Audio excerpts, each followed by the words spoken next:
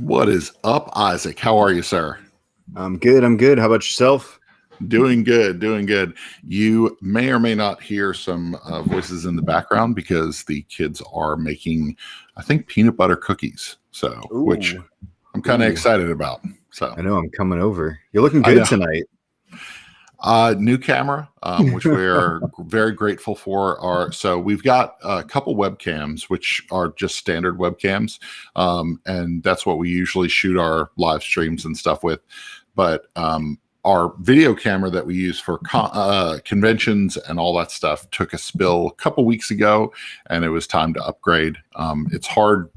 It's hard buying something big, but it's nice when you have it. It's like, oh man, that is way nicer than anything I've had. So, so this is nice. So It was a good time for it. yeah, definitely. So, Isaac, how have you been, man? How is the family? Things are good. It's been a few weeks. We had a good fourth. Got to hang out with some friends. My son's recovering. He had surgery on his foot, so it's kind of a bummer for a teenage boy. But Yeah. Things are going good, man. How about your family? Doing well. Anytime I think of somebody breaking something during the summer, I think of the Simpsons episode where Bart breaks his arm or breaks his leg. I think he breaks his leg. And at the beginning of the summer, just as the pool is built in the backyard, and he has to watch from his window as Lisa basks in the popularity of being around the neighborhood kids. So. Yeah, we're just getting in golf lessons, pool, all the fun stuff. We're going to Colorado in a few weeks on it was supposed to be a big hiking trip, so it's going to be more of a sightseeing trip now. So okay, we'll make the best of it. Yeah, absolutely. Very cool. Well, I'm glad that he's recovering well. Yeah, our kids are doing well. My oldest is getting ready for college, which sounds like a crazy, sounds wild. Like it doesn't even make sense in my brain. So. But yeah, everybody's good. So 4th of July, you wanted to start the show off with a question. So what's your question? I thought I don't know if you guys are doing that. I know we're doing a lot of it. It's barbecues, having friends over, cooking food, playing games. Oh, I forgot to grab that you and I both have from the good Mark Spector over at Grand Gamers Guild. Yes, is our Meeple Spatulas. I should have grabbed it. Hold it 1 second. we gotta show this thing off. But we have barbecues, right? It's that time of year for barbecues, for food, for getting together with friends and family. We like to cook food and play games. That's like some of our favorite stuff to do. Yeah. And so I thought we could discuss what makes a good barbecue, and what is the quintessential barbecue foods. Absolutely. And so Meat Sweats, Bob says, yes, Meat Sweats. Yes. So you mentioned the Meeple Spatula. This right here is the Meeple Spatula from Grand Gamers Guild. So do a little close up of that. So yeah, that's awesome. It is awesome. I actually barbecued with it two or three times now. So I cooked pork chops with it, cooked burgers. Actually, Bob was with us on the 4th.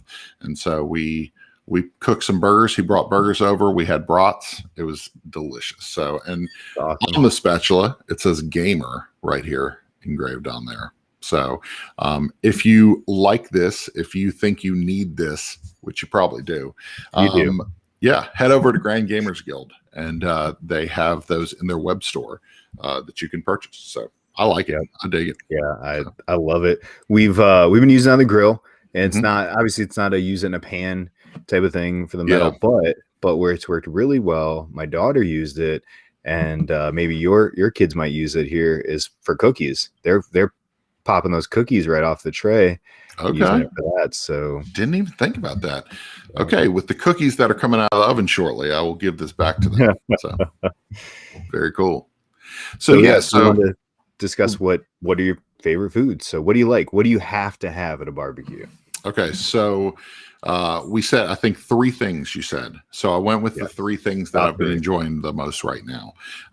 Grilled chicken. I feel like past couple of weeks, I've had some really, really good grilled chicken, whether it's on bone or whether it's just chicken breasts or whether it's chicken thighs. I've been barbecuing different flavors of chicken thighs, everything from a Memphis rub that I put on there to like lemon pepper. The kids love that one. So grilled chicken. Perfect. Second is corn on the cob. You got to have corn on the cob. I feel like when I walk into Walmart or when I walk into the grocery store and they got that giant basket of like corn sitting there that you need to shuck, I'm a sucker and I end up buying it every time. You know, I walk in, I'm like, oh, do I need more corn? Of course I need more corn. Of course you did. Yeah. And then macaroni salad. That's a little controversial because everybody likes their potato salad, but I'm a macaroni salad kind of man. So I'm gonna agree with you 100% on the mac salad. Okay. Like we go, so we spent a lot of our summers like, oh, poor me. We spent a lot of our summers in Hawaii growing up. It's where my parents like to go. And you go to Hawaii, we'd hang out on the beach. Like you didn't have to, like, it's expensive to get there. It's expensive to stay there, but you can just chill on the beach all day. And we get plate lunches. And so plate lunch in Hawaii is, you know, you get your pork or your shrimp or your fish or whatever. You get 2 scoop white rice and a scoop of mac salad. And like, man, like that mac salad with a good pork, especially like that type of meat, the salty with the mac. It's got to be creamy macaroni salad, right? Yeah. So I love that. Like I take that all day. Okay. Bob, that is correct. You can't be. That's true. That's so true. So, but as far as like meat on the grill, like, yeah, I love a good steak, chicken, like you said, everything. But man, a good, thick, well-made cheeseburger, right? Get the cheese on it. It's got to be good cheese, not the single that disappears right when it gets too hot. But like my buddy makes smoked cheese at home in his smoker, so we put some of the smoked pepper jack cheese on the burger. Yeah, that's where it's at. Man, that sounds pretzel good. bun. We've been doing brioche buns around here lately. Oh, those are good too. So, And then the third thing, the side for me, really in the last few years, it's been more of a favorite, especially having fresh tomatoes out of the garden, is the tomato, mozzarella, basil side, right? Mix all that together, a little bit of little spices, some Italian spices, let it marinate. Yeah. You're all set. Like those 3 things on my plate, I'd be a happy man. So what's your feelings on cucumber salad? Because here's my issue. I make cucumber salad because I love cucumber salad. But every time I set it out, I look around and I'm like, am I the only one eating this? And then I come back to it and I've got a vat of cucumber salad that I have to eat by myself because nobody in my house eats it because they don't like cucumbers. See, so I like cucumbers, but it's almost too, because you do the cucumbers and the onions, right? Cucumbers, onions, tomatoes, and then I usually throw in like some some herbs from the garden.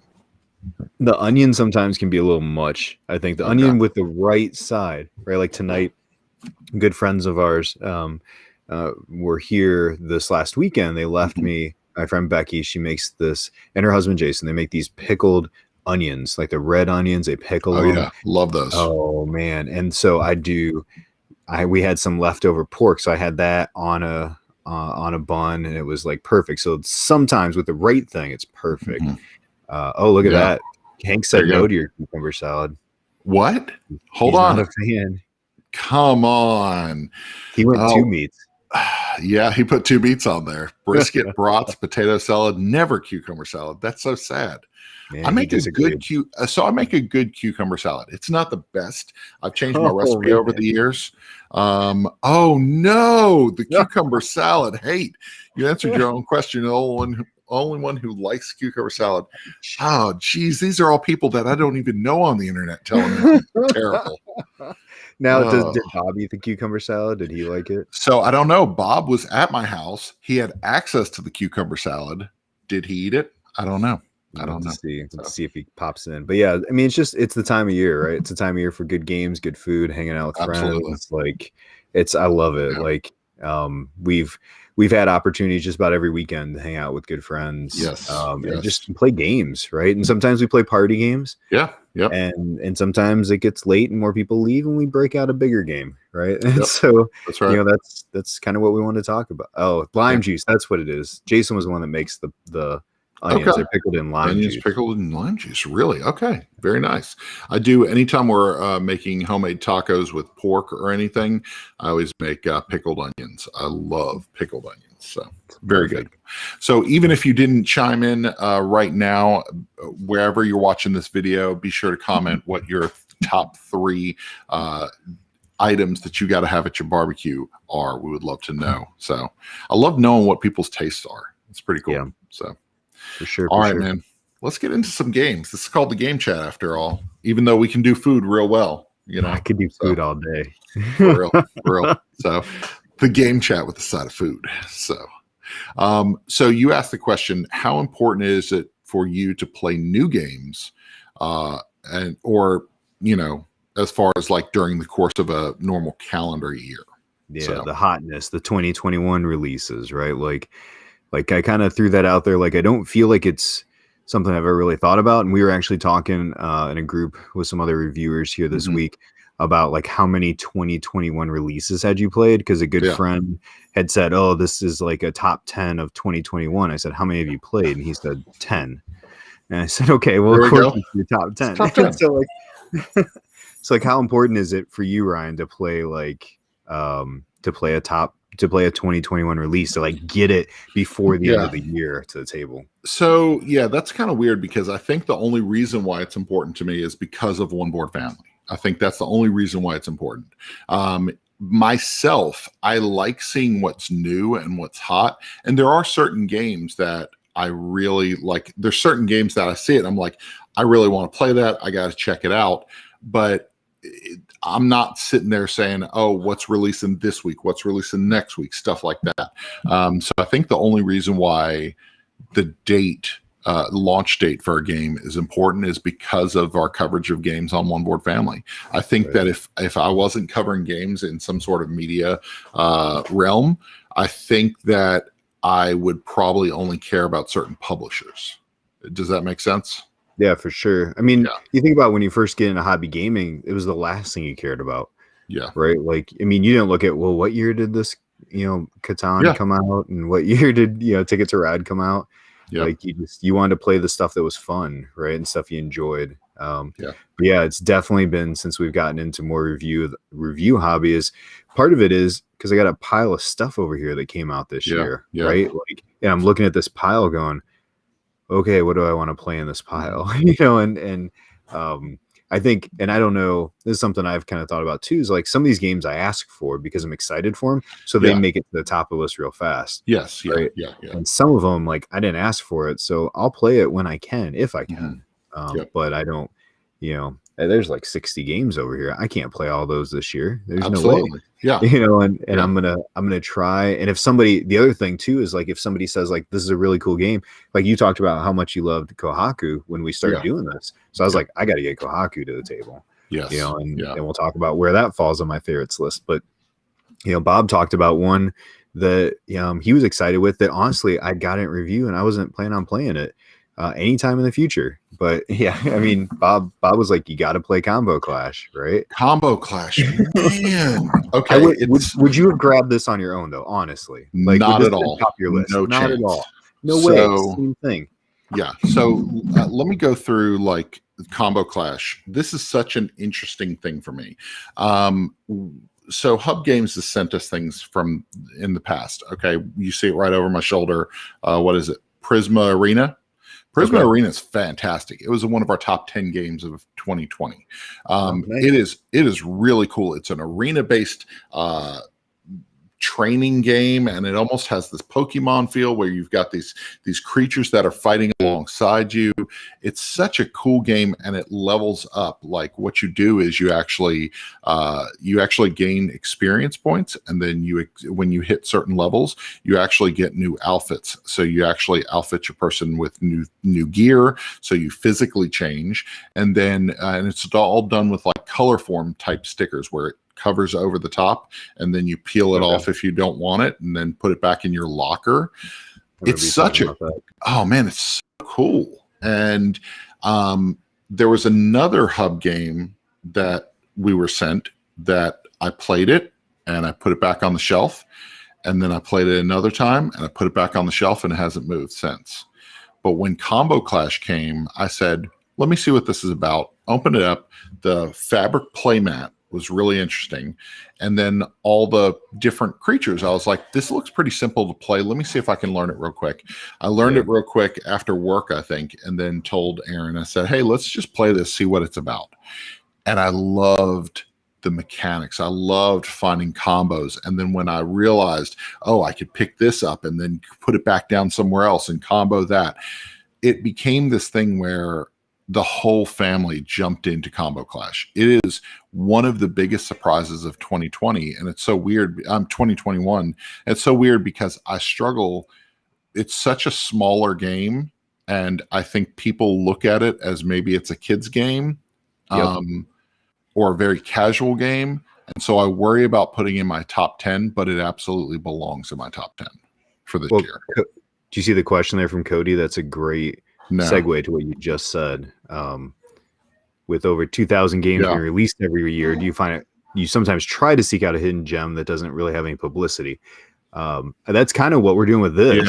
Right. I mean, like so why it's one of the reasons it's important for me to play like new release games is to give a spotlight to the things that maybe aren't getting it, like a Combo Clash, right? To say like, guys, pay attention to this game. Like you need to play this thing, right? You need to give them a chance, because like you said, honestly, like on a shelf, and you made that point, on a shelf, this is a kid's game. Right. I mean, it aesthetically looks like a kid's game.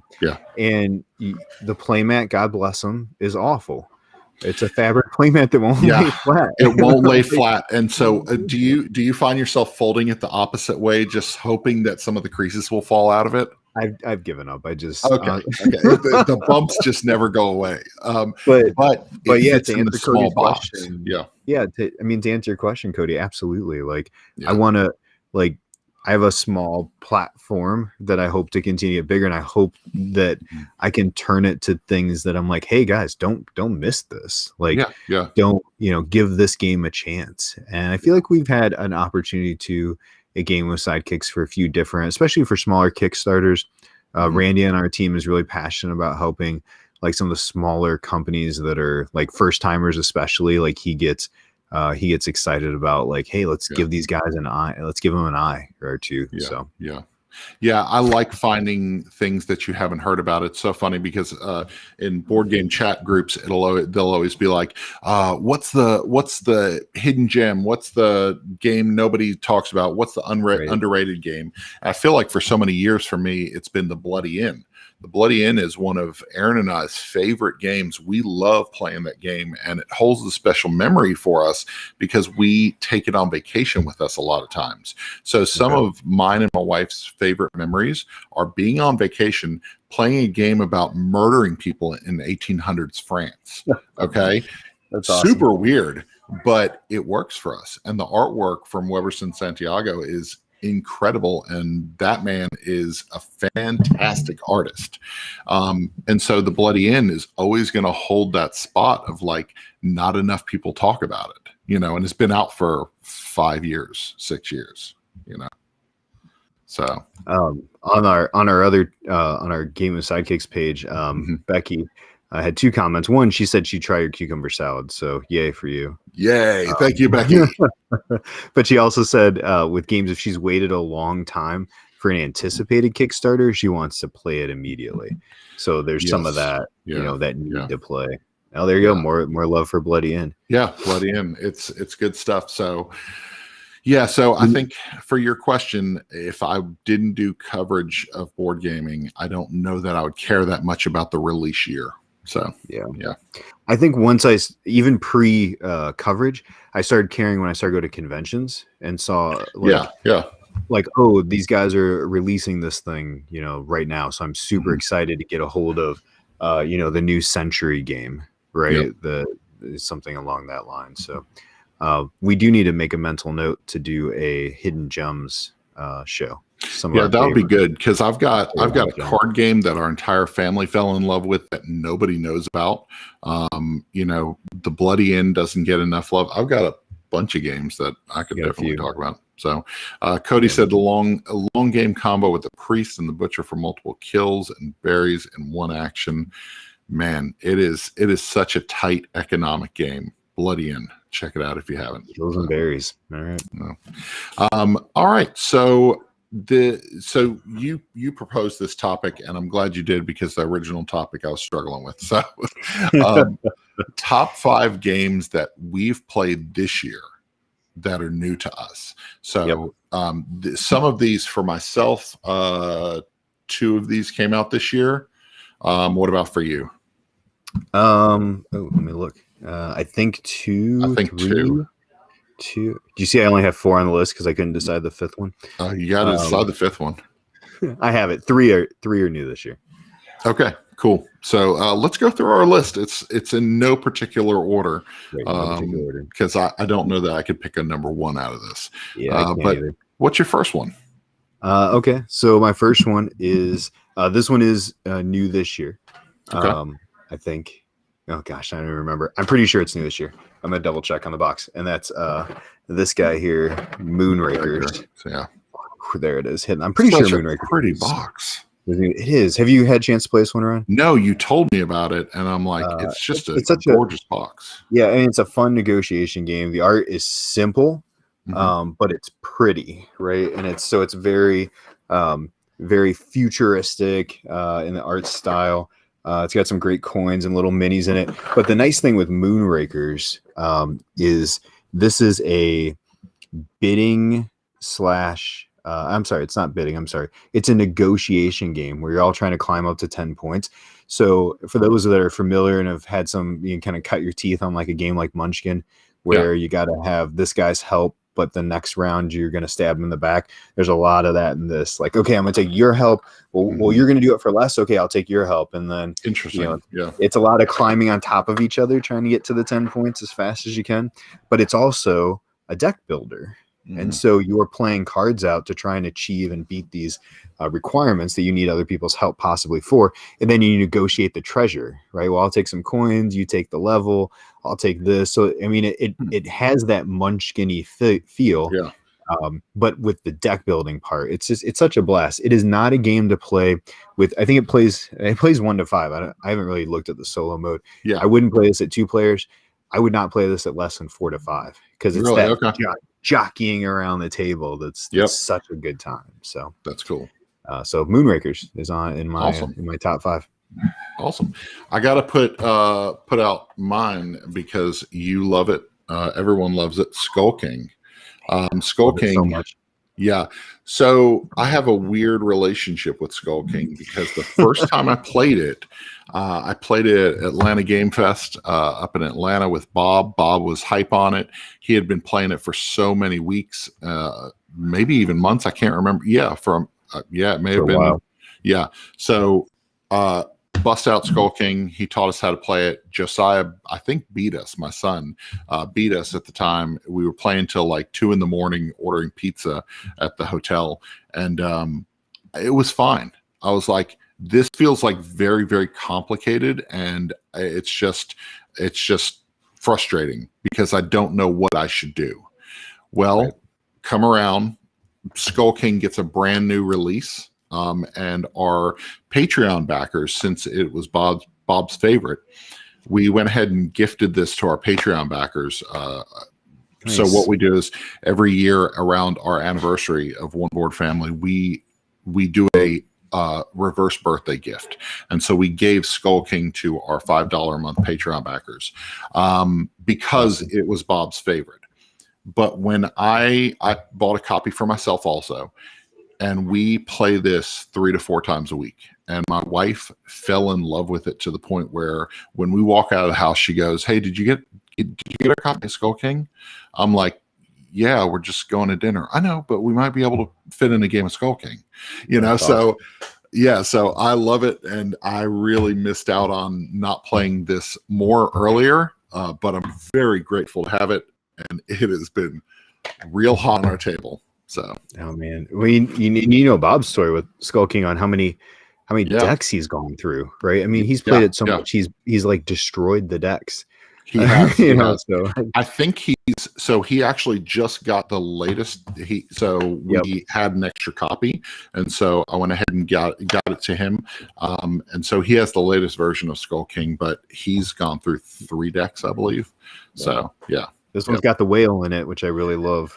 The whale. I screwed over somebody last night with the whale. They So were fun. not winning the set, and they had somebody had played a pirate in there. I threw the whale down. They were like, "You jerk!" I was like, "Yeah, that's what we play." That's what I love about that game. Like, I love with the right group of people, right? Yep, that's right. That's a blast. Have you played Cover Your Assets from Grandpa Beck's also? I played it with a coworker. A coworker brought it into work the other day, and we played it for the very first time. And so, yeah. That's another fun, like, oh, I gotcha, right? Like, it's such a fun back and forth. Mess people up. So, all right, what about your number 2? All right, another one. I didn't rank them, but another one in the group. Second one. I just mentioned it. Is got to be this gem from 25th Century. Like, my wife. Okay, so my daughter plays games. My son plays games. My son will play about anything. My daughter will play most things, but she's never in a hurry. This is when she asks for specifically. Yeah. Like, she'll say, "Let's play the fish game," And this is a 17-year-old girl who's smart as a whip, like has always enjoyed playing games. But I'm always interested to see, like, okay, with her time being more restricted, what does she want to play? Mm-hmm. Right. Man, this game it's just beautiful. Like, it's calm, it's serene, it's pretty, it's the tiles are exquisite. This is a game in a year from now where if you didn't get you didn't get this first print, you're gonna be wishing you had, and you're gonna be looking for it. Yeah. I can't imagine what the cardboard version is gonna look like, but it's gonna be nothing compared to these acrylics. So the cardboard version, we played Kohaku prior to it coming to Kickstarter, and we were doing some coverage over it, and we played it at Atlanta Game. We played it at Southern Fried Gaming Expo, and so we played it, and that day Bob asked Andrew over at Gold Seal Games, who was the publisher, and said, "Hey Andrew, can we take your prototype home with us back to Columbus?" And he agreed to it. We took the prototype home. We showed it off a ton to people around here in Columbus, and I'm so thankful we kickstarted it. So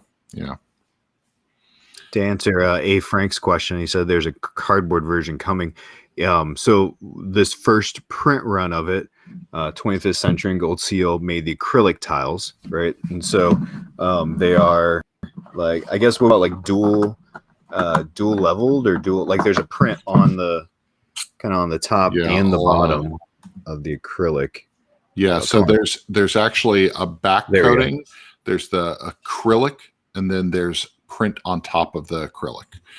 So it gives this 3-dimensional. Yeah. And so the next print of this is going to be, these are going to be cardboard.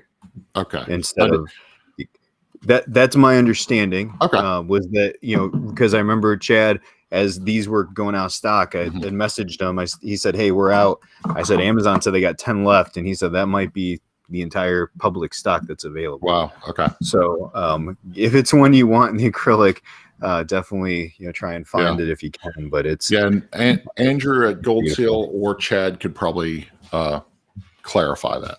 Yeah, that's awesome. Cool. But high on my list. Strike. I heard about Strike at conventions, and it was explained to me that it's just throwing dice into a bowl. They're not wrong. But we've played this game like 50 times, and we've only had it since Christmas.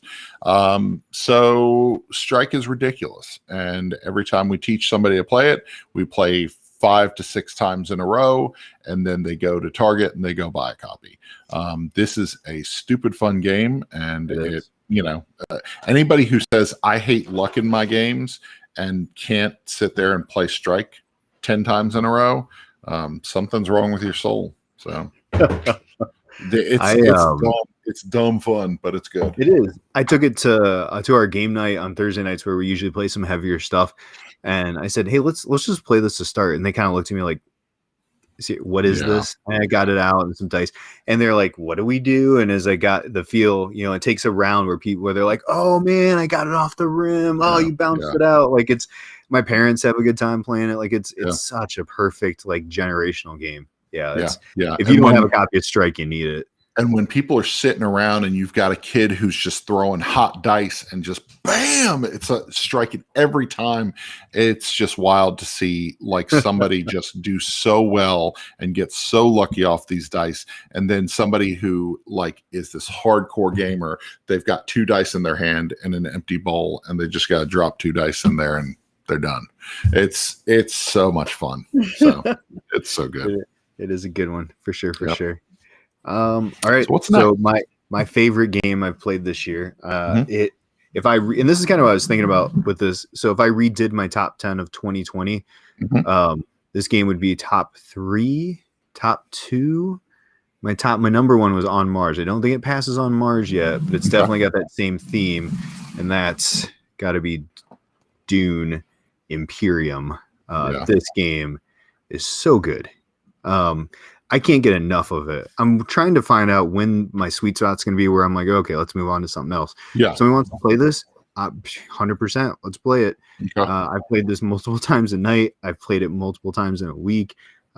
It's such a good, smooth game. And if you, the theme to this, I don't care. I don't care for Dune. Yeah. I don't, I shouldn't say that. I kind of remember the original. The new one, I'll probably watch it. But, you know, the theme, this could be anything theme wise. Yeah. I love the game. I love a good deck builder. I love action play, worker placement. This does both of those so smoothly. I have no tie to Dune at all, but I hear it's so good. And every time I hear about it, I'm like, man, I need to play it. So Did someone play this? No, Bob got a copy of it, and so I'm just waiting for him to show up at my house and say, hey, we're playing. So okay, so the first player marker for this said, so the in-game, the one they send you, sorry, this plastic's super loud, probably, is this little guy. It's the Dune worm. Okay. Right? It's got the little, people are familiar with the story enough to know, oh yeah, Dune's got this giant worm. Yeah. So I found a 3D print. My buddy Jason, who's in the chat, can you zoom me in here? Give me full. Yeah. He painted it for me. So this is my that's awesome. 3D. Oh, come on. Get off my face. Yeah. Come on, camera. Come on, camera. Figure it out. It's not going to do it. Dang it doesn't want to. The camera's stupid. Come on, camera. If it was your camera, it'd figure it out. Well, just recently. So it's not. But yeah, we'll get it from here. Yeah. But yeah, he painted this thing up. He even painted the front of it, kind of right here, to look like the spice. Yeah, it is absolutely gorgeous paint job. So cool. He did a great job with it. So I'm super excited. I love just dropping this thing on the table and going, all right, first player, let's go. Yeah, that's cool. But yeah, definitely you gotta play this.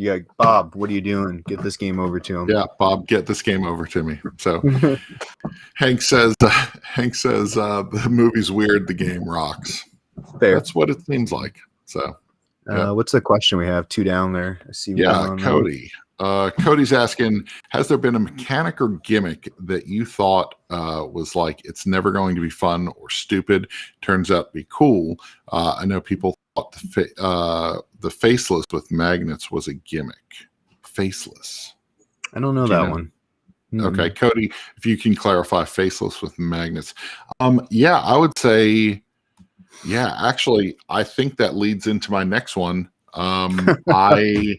I thought that a bunch of miniatures on on cardboard squares would suck, and Zombicide is really good and far better than it ever should be.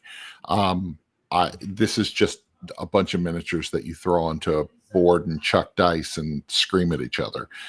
Awesome. I've had a lot of fun with this, and this is a 2021 release, the second edition, and I'm shocked that I like it as much as I do.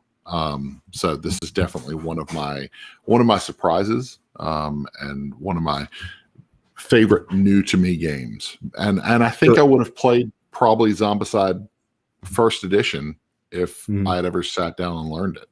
So I'm interested in this because it hit for me last year, probably hit for me this year. could this make a top 2021 game to you, even though it's a new edition or reprint or what have you? It is in my top 10 currently.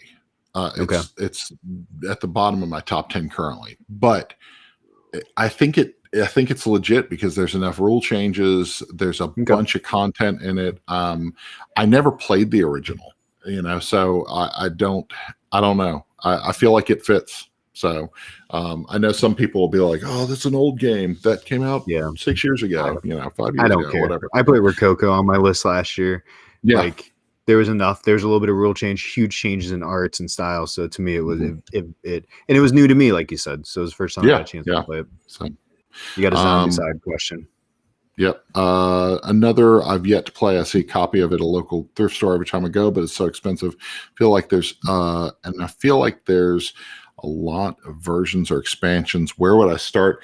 I don't know. Second edition is really nice because I think from what I understand from all the YouTube videos that I watched and people talking about it, they refined some rules and they refined some things that were kind of up in the air or overly complicated. And so second edition does a really good job of just being that game that everybody can sit around, throw dice, look and try to help each other out. It's cooperative. So some people hate co-op. I've had a couple people who hate co-op games jump into this and be like, this changed my mind on co-op games. I actually like it. I was like, oh, that's surprising, so I don't know. I would start with second edition. I guess there's stuff that you can do with the rule book for first edition to change it. But there's upgraded components and all that stuff in here. So I'm not a big co-op fan. They're not my favorites. With the right group, they can be fun and and that is what it is. But but a good game that happens to be a co-op will still rise to the top, right? Like that, and it sounds like that's what that is. Yeah, and it's not replacing Dead of Winter, but Dead of Winter, I have so many stories from Dead of Winter. That's why it's in my top 10 of all time. And I have so many memorable stories, but I also have just a couple months worth of memorable stories sitting up till 3 a.m. playing with my nephews and my son and his uncle, playing this game till like 3 a.m. because as soon as we ended one game, they were like, "Why are we putting it back in the box?" I was like, "Well, because it's 1 o'clock." And they were like, "You can't stay up." And I was like, "We're staying up." Nope. So we're doing this. So like I have really cool memories that are being tied to this game and I'm enjoying it. I'm really liking it. So Dead of Winter still between the two, it's more favorite. Your higher choice. Dead of Winter is still very thoughtful and sit around and contemplate and I don't know. I still like it a lot. If I want to play in an hour, Zombicide. So okay. Yep. So real quick, Dead of Winter story. So Jonathan Gilmore is local to us here, right? Northwest Ohio guy. Had wanted a chance to get up to meet up with him when he first put the game out.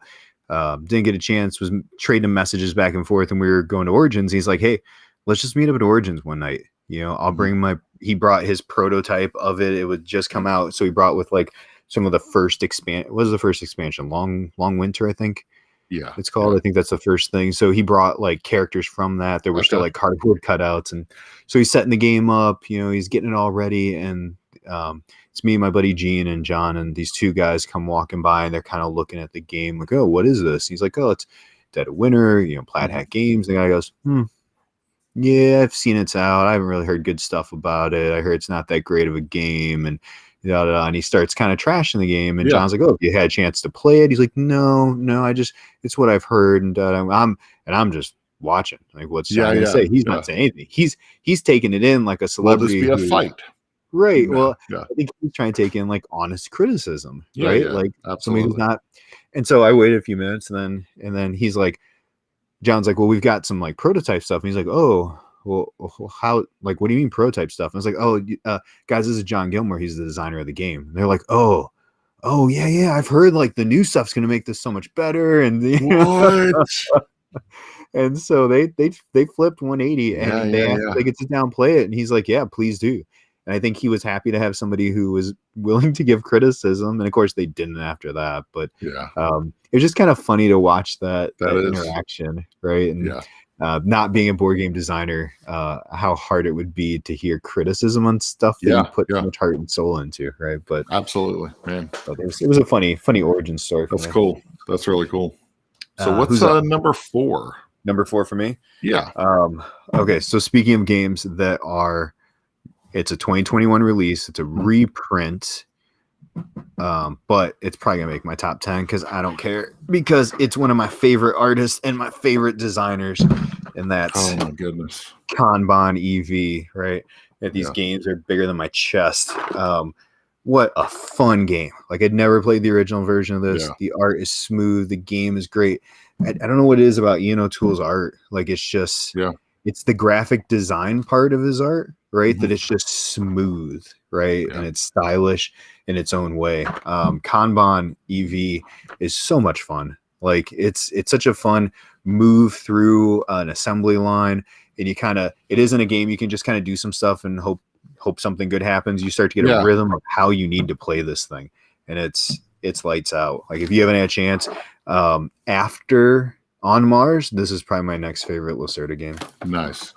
So that's one that really connects with me. The whole like process of like the car building process, and like, I don't know, there's something about that game that just connects with my brain. I haven't played it, but I need to. I saw a copy of Kanban previous release for sale somewhere, and I was like, nah, if I'm gonna play it, I'm gonna play the new one. So yeah. Another Bob, what are you doing? Get Kanban out there. Yeah, I don't think he has Kanban. So, no? No. 2021 release surprised me a lot. Destinies. So I had no desire to play this. I had no desire to spend any money on the Kickstarter. There's a bunch of things about it that I was just like, whatever. That's not my thing. Man. Destinies is so good. It's so good.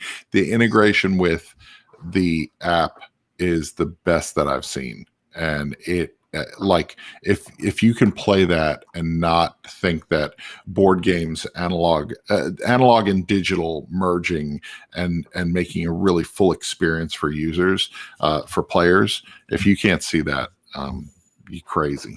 So Destiny is so good. I was gonna throw it on my list, but I saw you had it on there. But yeah, it's no question it's gonna be one of my top 10 of this year. Absolutely. Thoroughly enjoyed it. I enjoyed Chronicles of Crime, but again, I'm not a big fan of the everybody worked together because somebody alphas it, and I love that you all kind of had your own thing with Chronicles. And the app, like you said, the integration's great, but even things like background music and sounds and voices, and like, it's so immersive. It is. Play it when you're the only group in the room, though. You got 4 or 5 other tables going, you're not going to get the same experience. Trust me. No, settle in for the night, play it at your house, play it in a space that's a little quiet. Yeah, so that's good. Cody asked, I assume he meant how big the Kanban board is, because technically Destinies doesn't have a board. Yeah, it's big, Cody. It's good Lord. It's like this big. Oh, there we go. Look, if I raise it up, it's that big. Is that about the size of a? I'm trying to think of Formula D, like the double board. No, it's bigger. Oh, really? Wow. Yeah, it's a lot of board. It's one to thoroughly enjoy on the table. Oh no, no, it's good. Okay. Yeah. So Destinies, like you said, huge movement this year. That was a 2021 release. But I think because the Kickstarter was out 2019 Kickstarter, I believe. I think so. Yeah. Yeah. I think so. I did not I even looked at the Kickstarter a couple times and I was like, nah, not for me. And then I'm shocked at how much I love the game. So I think, did they go GameFound for that one, or had they moved over yet? No, they haven't. They hadn't moved over. I think it was after this, because they went over, I think, with the time. Oh yeah, Kingdom Rush. Kingdom Rush. Yep. Yep. So, all right. So for my 5th one, last one, lots of games, right, that we can Yeah. include on this list. But I started thinking about, and I was going to put Combo Clash on here too as one we've enjoyed as a family. But our quick family game that we've been playing a little bit of here recently, and I believe, if I'm not mistaken, it was Andrew and Anitra's game of the year last year was Abandon All Artichokes. Okay. Such a fun game. One, I don't like tins. Yeah. I wish they wouldn't do this. Yeah. But it's such a fun game, right? It's a deck elimination, right? Is that what you call this? Deck elimination? Yeah. Try and get rid of your artichokes, abandon them, right? Get some other vegetables, play it around the table. I love when it gets tight towards the end. You just don't know who's going to pull it, and somebody has 5 artichokes, but they still manage to win. Yeah. It's fun. It's light. 15, 20 minutes sitting around after dinner. I can have this on the table and say, hey guys, you want to play a quick game, after dinner? That's cool. Sure. Yeah, we can play this. Love it. Family game, definitely pick up. Amazon had it recently for like 10, I think it was like $8 or $10. It was super cheap. Everybody talks about it, and we haven't played it yet, but it's definitely one that we'll probably end up picking up because everybody loves it. So yeah, that's fun. Yeah.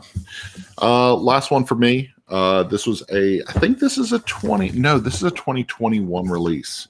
Overboss. I played a lot of Boss Monster back in the early days of Boss Monster, and it kind of, I was done with it. It sits on our shelf and it's there. It exists if somebody wants to play it. I didn't think I wanted Overboss, and then when I started seeing people talk about Overboss, I immediately went out to our local store and picked up a copy. Man, I'm glad I did. Overboss has surprised me. It's really, really good. One of the best tile laying games that families can pick up. I love that there's tiers to how you can play. You can play with the boss character cards. You can play with some like screw you type take that cards. You can play with more advanced tiles. Once you learn the game, you can start just getting people to jump into the more extended versions of the game. And I love that. I love that it grows with you like that. So, yep. That's awesome. Yeah, I haven't had a chance to play that one. Hey, Angelica's in here. What's up, Angelica? Yeah. So Overboss is really good, and it surprised me. So. Oh, it's the same designer as Calico? What now? Kevin Russ had jumped. Everyone loves Calico. I guess so. I didn't know. I didn't know that. I love Calico. Love Calico. Really good. So Calico was one I missed last year. So we got it at the beginning of this year. So I'm going to make another note. That's another one we should do, is games that will never leave your shelf. Like, even if you don't play them. Oh yeah. Yeah. Cause that's, you mentioned, like, I love Boss Monster. I had all the stuff. The last time I played it, I have no idea. But if somebody said, like, hey, can you teach me Boss Monster? Yeah, absolutely. Like, I'll play that game right now. But all these other things climb in front of it. So yeah, absolutely. I didn't know Tumbletown is by Russ. Okay. Kevin Russ. Interesting. Yeah. These designers are so sneaky. Yeah, that's good stuff. All right, we're coming to the end of the show. What have you been playing? I mean, obviously this is all the stuff, the 5 that have kind of surprised you this year, whether the new to us list, but what have you been playing lately? I got a few things. Let me talk about one that did not put on my list, but this game, it's a aesthetically kind of hurt your eyes kind of game, is Snakes. Yeah. Okay. So with an S, big potato, right? Big potato games. Big potato games, not baked potato games. Not big potato. We played this 4th of July because we had a good sized group. It plays 4 to 8. It is werewolf meets trivia game. So there's a trivia question. So, for example, what has been proven to attract sharks? A, strobe lights, B, soy sauce, or C, heavy metal music? And some of you are snakes and you know the answer. And some of you are, regular old people who have no idea what the right answer is, and one person is the mongoose, and the mongoose is always telling you the truth. Yeah. And so, eyes open, snakes look at the answer, eyes Mhm. closed, everybody open their eyes. You got 2 minutes to snakes convince people the wrong answer. You get points. Interesting. And other people are arguing and yelling, and you got the one mongoose who everybody knows who the mongoose is, and you're like, mongoose, what's the answer? And they're like, I have no clue. So it was I like trivia games. I really enjoy trivia games. Yeah, And yeah. this was kind of a fun take on that. I don't know if it's got long-term legs for my collection, but we'll see. I'll give it a couple more shots. Yeah. Okay, cool. And they also did Chameleon, right? That's another one. It's another one that the box hurts your eyes. Like, crap. Yeah, they want you to see this staring at this thing. Yeah. So Grim Masquerade. It kind of got pushed back to the back of our shelf after Halloween this year, and I hadn't thought about it in a while, and we were looking for a good family game that my oldest daughter loves, and she really likes this game. She loves the artwork in it. She likes the deduction aspect. She understands the rules really well, and we played this a couple nights ago. I forgot how good this is. One of the best deduction games on the market, and I forgot about how much I love this. But yeah, Grim Masquerade's so good, and it's one of those games. It's one of those games that you mentioned, games that won't leave our shelves. This won't leave our shelves. I think this is one of the best deduction games out there. And so it doesn't require people lying. It doesn't require people being evil or conniving. It's just making decisions that make sense and misleading people by set collection, which is really interesting. So, yeah, it's awesome. So another one, speaking and Grim Masquerade's a great example of a beautiful game, right? Art wise. It's just beautiful.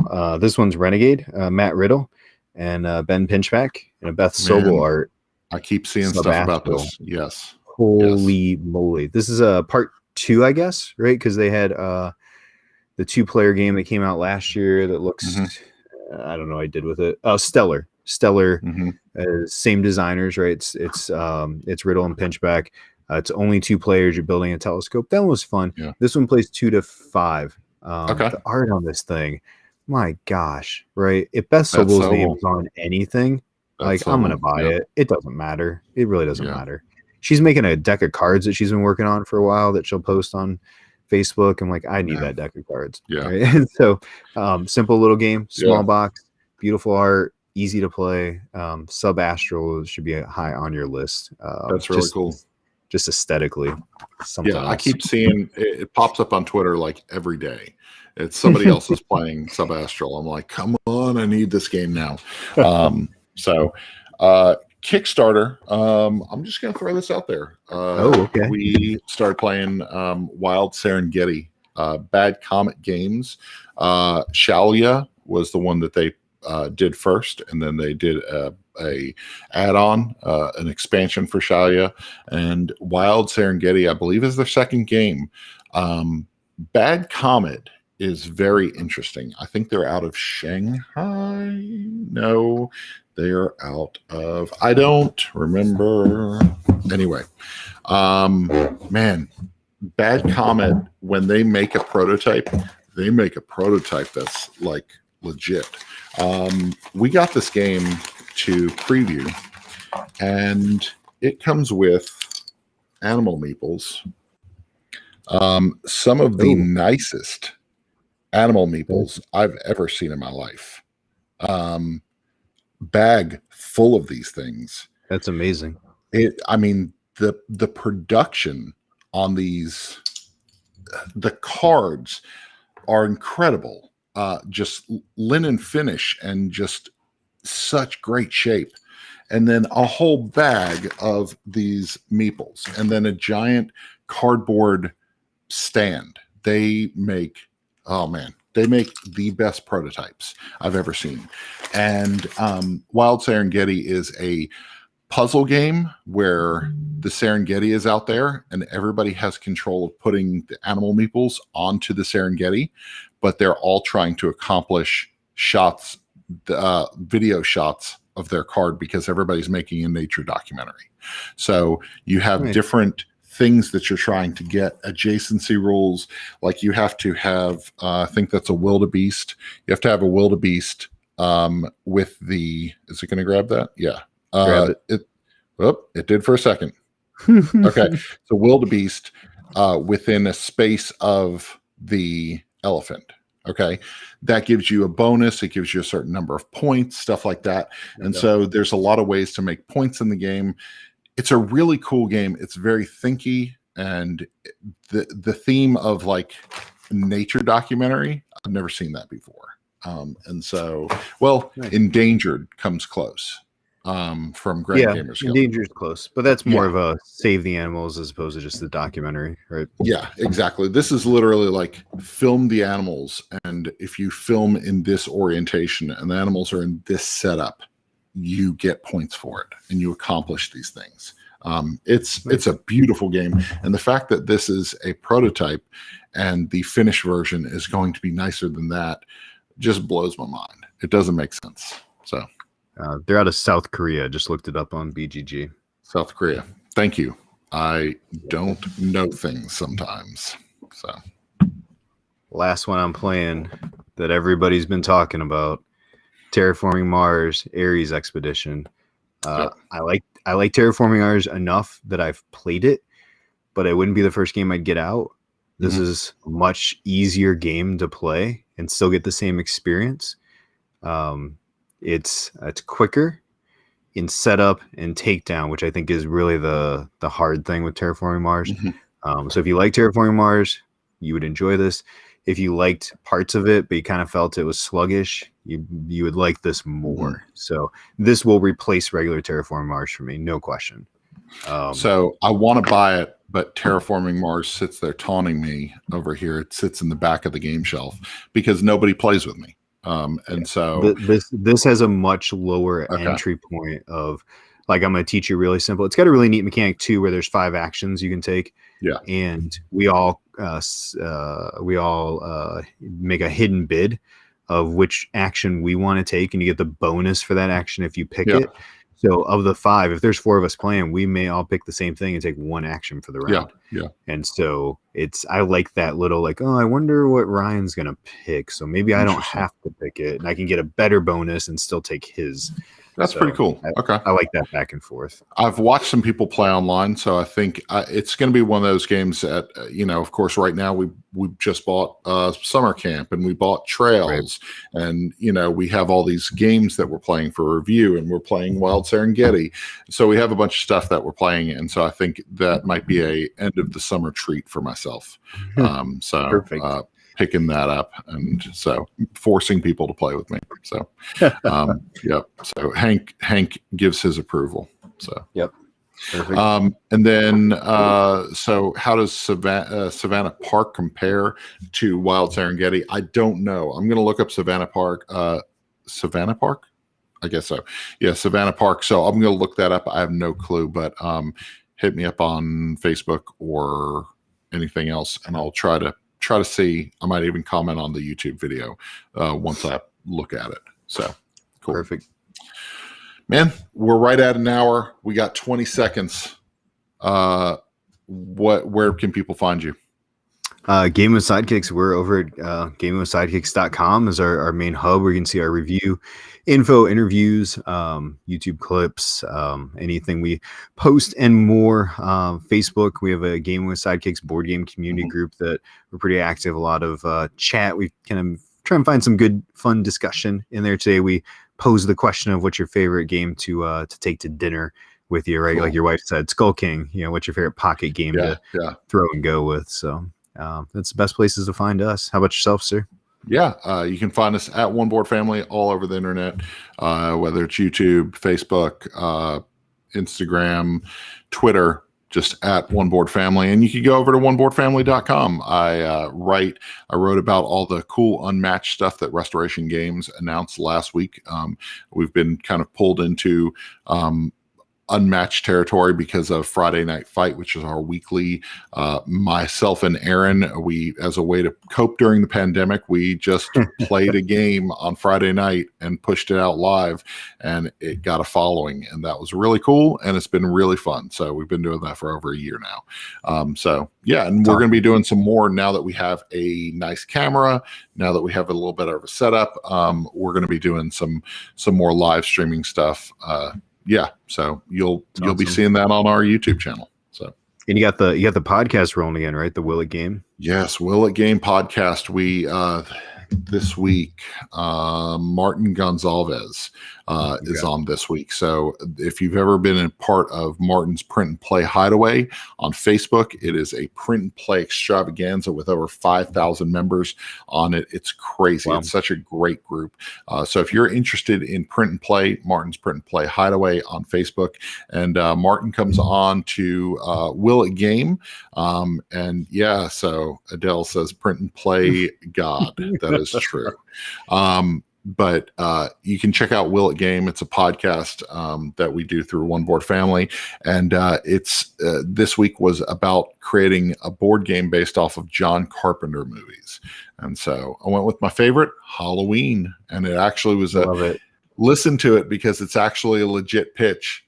When I was halfway through the pitch, I was like, dog, I wish I had some money and somebody to help me with this. But I don't, so might as well steal it from me. So perfect. It's pretty fun. Awesome. Cool. All right, Isaac, have a great rest of the night, and enjoy your time with family around the game table, man. Okay. You as well, sir. Enjoy those cookies. Thank you. See ya.